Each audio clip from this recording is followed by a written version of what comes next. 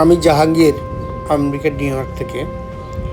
New ইয়র্কে গ্রীষ্মের আগমন উপলক্ষে আশেপাশের বাড়ির সামনে নানা রঙের ফুল দেখা যায়।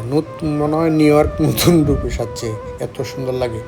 তেমনি এই যে গ্রীষ্মকালে এখানে বাড়ির সামনে পিছনে অনেক জায়গা থাকে, তো সেখানে এই যে বিভিন্ন জায়গায় চারা বিক্রি হয়, সেই চারাগুলো ওরা লাগায়। এই চারাগুলোর মধ্যে আছে বেগুন, সিম, বাঙালিদের সিম, কাঁচামরিচ, বেগুন, এই যে একটা লেবু গাছ দেখছেন, লেবু সহ এরকম বিভিন্ন ফুল ফলের গাছ লাগায়। বিশেষ করে এই যে মে থেকে সেপ্টেম্বর পর্যন্ত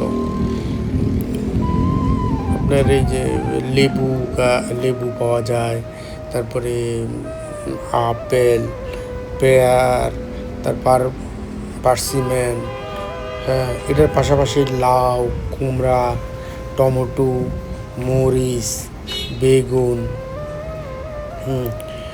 আসলে ওই সবাই তার বাড়ির সামনে জায়গা থাকে, তো ম্যাক্সিমাম লোকেই সাধারণত এই ফলগুলো করে থাকে।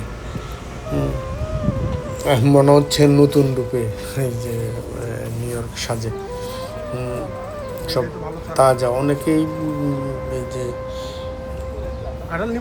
পায় 1 বছরের শাকসবজি এবং বিভিন্ন জনকে করে দিয়ে থাকে, আত্মীয় স্বজন, বন্ধু বান্ধবকে দেয়। আর এই যে সময়টা অনেকের বাড়ির সামনে আমি দেখলাম ওই যে পার্সিমেন, পেয়ার, তারপরে ওই যে আপেল, এই নানা ধরনের যে ফলগুলো এখানে হয়ে থাকে, সেই ফল গাছ লাগায় ফল পাওয়া যায়। আসলে এটা আনন্দটাই অন্যরকম।